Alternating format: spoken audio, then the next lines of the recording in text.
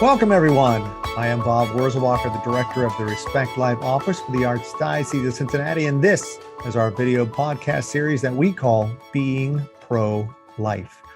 Today's topic is about the heartbeat bill passed in Ohio, restricting abortion after the detection of a heartbeat, and questions people may have about what that means. As always, we have a special guest. Will you please introduce yourself? Well, thank you so much, Bob, for having me on. My name is Elizabeth Whitman. I'm the Director of Communications for Ohio Right to Life. Great. Well, thank you, Elizabeth, for taking some time today. This has been quite a whirlwind week. Roe v. Wade and Casey, for that matter, were overturned last Friday, June 24th, paving the way for states to be able to put restrictions on abortions prior to viability, which until then was around 20 weeks, somewhere around 20 weeks in most states. Now, I'm going to bring this up for listeners out there who are Catholic. The date of that decision didn't seem like a coincidence to me. It fell on what is normally the feast of St. John the Baptist.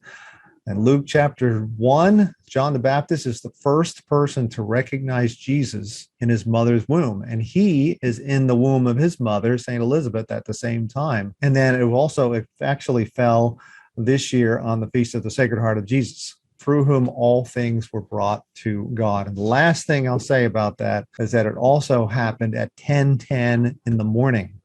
And if you read, I'll read the Gospel of John, chapter 10, verse 10. For those that don't believe in coincidences, it says, "A thief comes to steal and slaughter and destroy, but I came that they may have life and have it more abundantly." For me, I see God working all the time, and that is 3 reasons to believe that this is not a coincidence that the justices released this decision on that day at that particular time. Like you said, there are no coincidences with God, and just how it all aligned perfectly with all of the symbolism, the feast that fell on that day, as well as John 10:10. You can just see God written all over this. And obviously, from the very beginning, we knew that it would have to be a move of God to end what is abortion and the decision of Roe. And so the fact that it fell on June 24th at 10:10, absolutely, I believe, was no coincidence. It absolutely was a hand of God. All right, Elizabeth. Well, let's talk about the focus today. So Ohio passed the bill actually in 2019. We call it the heartbeat bill, but it wasn't able to be enacted until Roe was overturned. So it was actually on the same day Roe was overturned. Attorney General Yost had that, what do you call that, had the stay removed from that law, and it was enacted on Friday. So now, here in the state of Ohio, abortion are limited after the detection of a heartbeat. Now, I know a lot of people who generally consider themselves to be pro-life. They are certainly against late-term abortion, but they feel like this bill goes too far. So I want to talk a little bit about some of those fears that people might have about what this bill does and what it doesn't do. I want to start with allaying fears of who this law is prosecuting. That's right. It prosecutes the abortion provider. It's very specifically states in the law, a woman is not prosecuted who is seeking an abortion. For example, on Facebook, I had a woman say, I'll just quote it, "Maybe my dentist turns me in because the date of my last period implies that I'm pregnant. And 6 months later, when they see me again, there's no baby, and I'm clearly not pregnant anymore." So the implication, I guess, here, right, is that oftentimes in doctors' offices, you're asked, when was your last period? And if you don't continue to be pregnant after presumably having a late period, people are going to start questioning, I wonder if she had an abortion, and going to be turned in. Right. So what do we know about this law that will hopefully help people understand that that should not be a concern of any woman? Yeah, Bob, that's a great question. And I know a lot of women are concerned about that. I think it's important to note that at Ohio Right to Life and the pro-life movement as a majority, as a whole, we want to prosecute the abortionists, the doctors that are actually doing these procedures, the women who come in need and are scared and are looking for help, those are not the people that we're looking to prosecute. And any of the laws that we have drafted and gotten passed and signed have made it very clear that we're not in the interest of prosecuting women.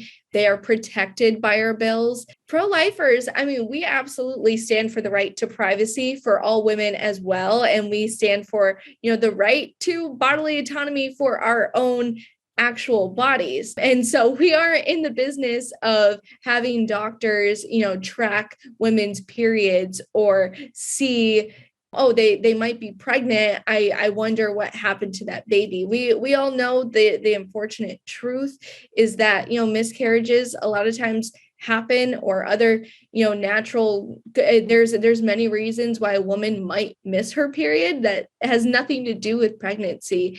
And so we are absolutely not advocating for any doctors, whether it's a dentist office or your OBGYN, to keep track of your period cycle so that they can see whether or not you had an abortion. That's two great points. I mean, the law, first of all, very specifically calls out exempting women or whoever seeks an abortion. Actually, I think it says more specifically. And there's a more restrictive law that is looking to be passed to restrict abortion even prior to a heartbeat, but that also specifically exempts the woman. It specifically says if you're seeking an abortion, you are completely exempt from it. This is always about the abortion provider. And then that's just not only that, like you said, people are afraid that because some of the language of Roe specifically was about the right to privacy, and they were tying the right to abortion in with the right to privacy. And they said, well, if you overturn Roe, that means they're saying there's no right to privacy, and thus anything that we do behind closed doors, could suddenly become a possible matter of prosecution. This is just not at all what any of these laws are trying to do, what anyone in the Respect Life movement is trying to do. We're not going to start asking a bunch of questions and investigate lack of pregnancies. It's just these abortion centers who do abortions, they will be questioned if they're doing late abortions later than the heartbeat in this case. Let's talk about some of the things that people think are going to start getting prosecuted. There's not ectopic pregnancy. That, of course, is when the fertilized egg is stuck in the fallopian tubes. It doesn't implant. And when it starts to grow there, if it stays there, it will rupture, and the woman could potentially bleed to death, right, and die. That actually happened to my wife. We had to have, actually, it did rupture in her case, and she had to get rushed to the hospital, right, to have that taken care of. But of course, if you catch it in time, you can also have surgery to remove the affected part of the fallopian tube in order to keep it from rupturing. That is not an abortion. People are afraid that that is an abortion and that they wouldn't be allowed to do that. That would be important medical care. But you want to speak about that. Why is it we know that the laws aren't going to prosecute anyone or keep a doctor from doing what he needs to do or she needs to do in the case of an ectopic pregnancy? Yes. And that is such an important question. First and foremost, I want to say I'm so sorry that happened to your wife. I hope that she is okay and recovered now. Yes, she's fine. Okay. Right. Okay. It was a scary moment, though. I tell you what, because it had already ruptured. But anyway, go ahead.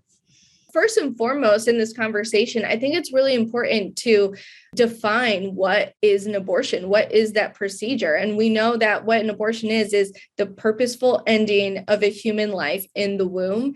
That is the definition of abortion. And so when you have a scary situation like an ectopic pregnancy or any other life-threatening situation that a mother might be going through early on in her pregnancy, a doctor taking steps to save her life, to prevent her from dying or being harmed, that's extremely different from an abortionist walking into the room with the only purpose of ending the life of the unborn child. So a doctor fulfilling their Hippocratic oath, trying to save life, doing all that they can do to help this woman and her child that's right in front of her, that's an honorable task that we stand behind. We absolutely do not want to inhibit their rights and their obligation to care for their patient. What we want to do is put an end to the purposeful ending of a human life and stop that horrific procedure from going forward. Okay, you basically gave this definition, but I want to read the specific definition in the Ohio Revised Code. It says abortion is the purposeful termination of a human pregnancy by any person with an intention other than to produce a live birth or remove a dead fetus or embryo. So if it is a dead fetus or dead embryo, it's not an abortion. And if it's not the purposeful termination of that pregnancy, right, it's not an abortion. And then in addition to that, all these laws have exceptions for the life of the mother or serious bodily harm, right? So thus the example of the ectopic pregnancy, for example. A similar, well, maybe, I don't know, maybe it's not similar, but somebody was arguing, okay, they had a miscarriage. They were in the doctor, they had a miscarriage, and typically the doctor will ask the woman to go home and see if it passes naturally, right? But sometimes it doesn't, in which case you might have to either take drugs to induce labor, or you might even have to have what they call a D&C. But they were afraid that that would be considered an abortion. Bob, again, great question. I think it goes back to that fundamental question of what is abortion, and abortion is the intentful ending of a human life. It's the purposeful termination of a pregnancy. And so if the human life already had a natural ending, right? We understand miscarriage to be the natural death of an unborn child. Getting the unborn child out of the mother's womb is not an abortion. An abortion procedure is not simply just removing the unborn child from the womb. It's ending their life first and foremost. That is the purpose of an abortion. And so removing a miscarriage from a mother's womb is completely different, with a completely different purpose and intent behind it. We know that a mother has to have the miscarriage removed from her womb. Otherwise, she can encounter certain reactions from that aren't good for her. It can be life-threatening if the unborn child is not removed from her womb after a miscarriage. But again, removing the unborn child after it's already naturally had its life ended, it wasn't done by any medicine or any surgery. No doctor forced a miscarriage upon the woman. It just happened natural. And so now they're responding to a natural occurrence, which is extremely different. And I think that when we look at the intent and the purpose behind what they're doing, that really differentiates between the two. Right. I read an article of someone saying that, okay, her experience was she went to the doctor's office. She was told she had a non-viable pregnancy, but there was cardiac activity. And she was given the option, said, well, you can wait, or we can have an abortion now because it's not going to live. And she was saying, well, with the heartbeat law, she wouldn't be able to have an abortion there. She would have to wait. Knowing the child is going to die, it would be too emotionally difficult to wait and come back in a week to have a miscarriage delivery. And she was complaining that was not right. Do you have reactions to that situation? Yes. I think a fundamental question that we have to ask ourselves is, what is this that's in the womb? Is it a human life, or is it merely just a clump of cells? And science makes it extremely clear that this is a human life in the moment of conception. It has its own hair color, eye color, height that it'll be when it's an adult, its entire genetic coding, everything about you and I sitting here in our offices today was present at the moment of our conception. And so it's very clear it's a human life at that point. And when you look at any other circumstance where human life could be at risk, we don't say, well, they're going to pass away in a week, so we might as well just end their life now to protect ourselves from the suffering that will come from that.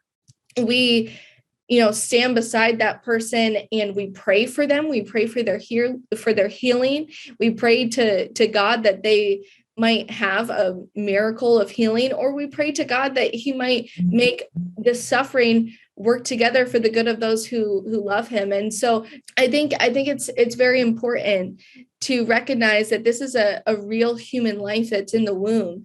And I, as a young woman myself, I couldn't imagine the trauma that would come from having to carry a child in my womb that I know will pass away as soon as I give birth to it or that it'll pass away while inside my womb, that would be extremely difficult to take on. I couldn't imagine it.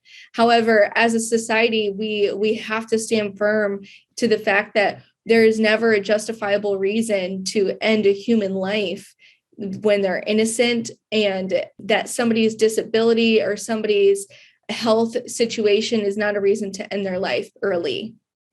Right. I mean, certainly with a born child, if they're lying on the table and whatever is going on with that child, and the doctor says, we need to stop all of our interventions because this child is definitely going to die, and we just need to allow this child to die. That's a traumatic event. But if that happens, what you don't do is you say, well, I really don't want to sit here, and hold his hand for the next few days. We should just end his life now so that we can leave. I mean, you don't do that. You sit there and you hold the child's hand until they die naturally, right? That's what you do. And it would be the same thing for the unborn. If there's still cardiac activity, but the doctor says, I think this child is going to die. Actually, who knows specifically what that situation was, but doctors are wrong sometimes too. So what do? You hold on to hope. First of all, you hope maybe he's wrong. Maybe the child isn't going to die. And you do come back a week later. And then if the child dies, then, you can have, then we're talking about a miscarriage and it's not an abortion. You don't need to prematurely end that unborn child's life because someone believes, I don't think the child's going to live. Yeah. One more thing, just to add on to that, like you said, many of these times, the doctors are actually wrong. A lot of times when they give these diagnoses to pregnant women saying that, your child will be born with an extreme deformity, or they won't make it, or they have Down syndrome, or whatever diagnosis they give to a pregnant woman while the child is still in her womb. A lot of times, and not just a small number, no, a significant amount of times, that doctor is wrong. There are so many stories of women who got these scary diagnoses from the doctor, and then they gave birth to their beautiful child, whether they had the disability or not, they would have been beautiful, but it was a 100% perfectly healthy baby. And so I think that's really important to know as well. There's still plenty of hope that, number one, God can heal the child while in the womb, or that the doctor is just wrong. And if he's not wrong, it still doesn't take away the beautiful humanity and the beautiful worth of that unborn child that is in the womb. Every human deserves the sanctity of life, and no one's worth is defined by their health status. Like you, I've read many stories like that where people were given very poor prenatal diagnoses and advised to abort, and they chose not to, and the diagnosis was wrong, right? But even if it's correct, I personally know 3 couples who have had a child that they knew was not going to live long, right? But they gave a live birth, right? And they sat there and they held and cuddled that child for the hours that they had. And for the world, they wouldn't give up that moment that they had. The chance to say hello, the chance to give that child a hug before they passed away, the chance to give that child a moment to meet his mom and dad and family. That was worth everything. It's not okay to say, well, that child's going to die, so we should just kill it now. That's just not the attitude we should be promoting as a society. As difficult as it is, it's better to allow that child to live as long as that child's going to live. What about fears that, okay, maybe specifically the law is trying to help people understand that if the life of the mother is threatened, or if it's not actually an abortion, this is legal and this is okay. But doctors are just going to be more afraid anyway. They're not sure exactly what the law says. So they'll be afraid to do a DSC with a miscarriage, because how do they prove that it wasn't a live baby when they did it? Perhaps, I don't know. We're afraid that doctors will just be reluctant to do normal medical procedures that should be legal, because they just don't want to go somewhere where that they might be questioned as to what they did. Well, I think it's important to point out that this isn't the first time that pro-life laws have been passed and that doctors have had to figure out how to continue their practice in the realms of these pro-life laws. We look to a state like Texas, and they've had their heartbeat law on the books and in effect and enforced for almost a year now. And there's been zero cases of women dying from their doctors not being able to properly care for them. There's been zero cases of women being harmed by that. And another thing to mention is here in the state of Ohio, before our heartbeat law went into effect, we did have another law that stopped abortion at, I believe it's 24 weeks, 21 weeks, somewhere around that. And so doctors still had to deal with women who had the tragic event of giving a stillbirth. And so they still had to work within the realms of our current abortion laws that we had in the books that prohibited them from having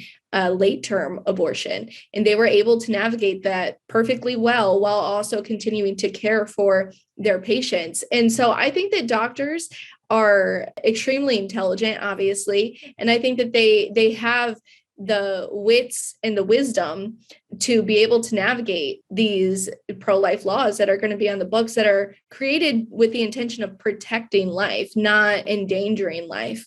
And all of these laws are strategically drafted so that they allow for doctors to fulfill their Hippocratic oath. They allow for doctors to go into the operating room and care for their patients so that they come out alive. And with every situation, our hope and our prayers would always be that the mother and the unborn child would be able to be saved. But we also understand the fragility of an unborn child, especially in those earlier stages of pregnancy, that they might not always make it, but we have the chance to save the mother that's right there. And so we absolutely have drafted these laws to ensure that doctors are protected in protecting and saving life. And again, I think that's very different from the intentful taking of a human life. So we stand by doctors, we support doctors, and we want them to be able to do all that they can do so that all of their patients walk out of their rooms healthy and taken care of. And that is our goal for all of our laws. I wanted to bring up something that another thing that a lot of people, it seems many people do like the exception of rape and incest, something that does not exist in the heartbeat law and it does not exist in many, I think, of the laws that are getting passed in this country. What's your message to people who feel like that would be an important exception to have in the law, which doesn't exist in Ohio? Yeah, thank you, Bob. That's a great question and so important to answer. I think that with the issue of sexual assault and traumatic experiences like that, it's very important that we walk beside this woman, that we care for her in this extremely fragile event that she just went through, where she was violated to the nth degree. And we should go after the perpetrator that did this to her and prosecute him to the full extent of the law, the fullest extent that we possibly can. We need to punish the criminal there. However, it goes back to that fundamental question of what is it in the womb? Is it a true human life, or is it just a clump of cells? And if we believe that it truly is a human life, then we also have to believe, because of our American values, because of our biblical values, that someone's inherent worth and their right to life is not dependent on the way that they're conceived. They still have dignity and they still deserve that fundamental right to life. They should not have to now pay for the crimes of their father. The father should have to pay for that crime, and the child should get the dignity and the love that's deserving to them. And I think that it's extremely possible to walk beside that woman, support her in all that she needs, and make sure that she is taken care of, and also take care of the child. And another thing to know, as a woman myself, getting an abortion, unfortunately, that's not going to heal the woman of the trauma that she went through. That's not going to heal her of the violation that she went through. And that's not going to take away any of the pain. If anything, it's just going to add another violent act, because when we talk about abortion, it is a violent act, not only against the unborn child, but also against the woman. And so that's only going to add on to the pain. It's going to add on to the loss that she's experiencing. And I think that we can come together as a community, as a church, as a group of loving our neighbors, to really help each other out in a much more encouraging and fulfilling way than just pushing abortion on her. Thank you, Elizabeth. I don't think I could add more to that. Although, if I were to say something quickly, I'd say we don't punish the child for the crimes of the father.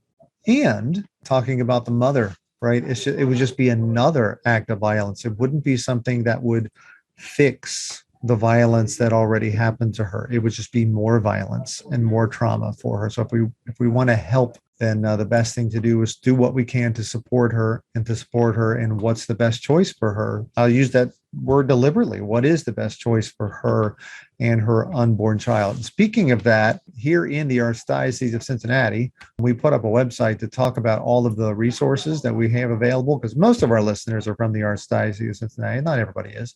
So here in the Archdiocese of Cincinnati at catholicaoc.org/forlife, and you can see all the ways that here we are assisting women and families in need. First thing that we have there at the top, if you're unprepared for a pregnancy, there's Option Line. Option Line is available nationwide. Option Line is something where you click on that. All you have to do is you type in your zip code, and you will find, I'll type in a zip code here in Cincinnati, 45202, and it'll show you the nearest pregnancy care center. In this case, the first one that came up in the downtown zip code was the Pregnancy Center Life Forward, which was the one nearest to the surgical abortion center that we have here in Cincinnati. Also on here, you can say women's care centers, pregnancy care centers, family life centers. You click on that and you'll see a listing of all of the Miami Valley area. All the pregnancy care centers that we have here in the Archdiocese of Cincinnati are all listed. In addition to that, you got Montefilia. That is a home for pregnant women, prenatal care services, adoption services, and other organizations that assist families and children. Catholic Social Services of Southwest Ohio and of the Miami Valley, St. Vincent de Paul, other child and family services. And then finally at the bottom, Hope and Healing for women who have been affected by abortion, women and men who've been affected by abortion. And Heaven's Gain, that's a ministry in the Archdiocese of Cincinnati to help families who have suffered miscarriage. And finally, Revive, which is emotional support for families who have a child that receives a life-altering or life-threatening diagnosis, whether that's prenatal or early in that child's life. So we have all these services available. Everybody should know this. Go to catholicaoc.org/forlife. I'll let everybody know that that's a really quick listing of many of the support services that we offer to women and families in crisis of pregnancy or in need. So Elizabeth, you are from Ohio Right to Life. Is there anything that you want to add as well, Elizabeth, to know that we're not just about protecting life in the womb, we're also about helping women in crisis? Yeah, thank you so much. I think that it's extremely important right now to recognize that this is really the time for us to step up as the pro-life movement. It's very true that there are many women who need help, who need our support, who need us to walk beside them. And this is so important now more than ever to take the time and go out into your communities and support those women who need our help. And it's so encouraging to see all of the different resources that are available right there from the Archdiocese of Cincinnati, that you guys are taking it upon yourself to be the church, to care for the women that are in need, and do what really God calls upon us. It's on us as Christians and as the church and just as neighbors to see someone in need and not turn our nose to it, but help them. And if a woman needs, a ride to a pregnancy center, give her that ride. If a woman doesn't quite understand what resources are available, simply send her the link to your website. Just do all that we can do to help those that are around us. Right. Well, thank you, Elizabeth. I think that that's a good note to end on. Thank you for spending your time here today talking about the Heartbeat Bill. That is a victory for life, but it's also a victory for women. It really is. It's a victory to help them understand that, hey, we are here to help you and your unborn child make the best choice for both of you. We don't believe that having more violence on you is the solution to the difficulty, and we are here to help. So thank you for spending time with us today, Elizabeth. Thank you so much for having me on. I really appreciate it. And for any listeners that might want to know more about us, you can find us at our website. It's ohiolife.org. On Twitter, it's Ohio Life, and Facebook and Instagram is just Ohio Right to Life. So definitely reach out if you have any questions or if you need any resources to pregnancy centers. We can definitely help you in any way, shape, or form. And I want to thank all of our viewers and listeners for tuning out in this episode of our Being Pro-Life series. Head to the website to view all the links talked about in this episode at www.catholicaoc.org/beingprolife. Thank you again for joining us today, and I look forward to being with you next time.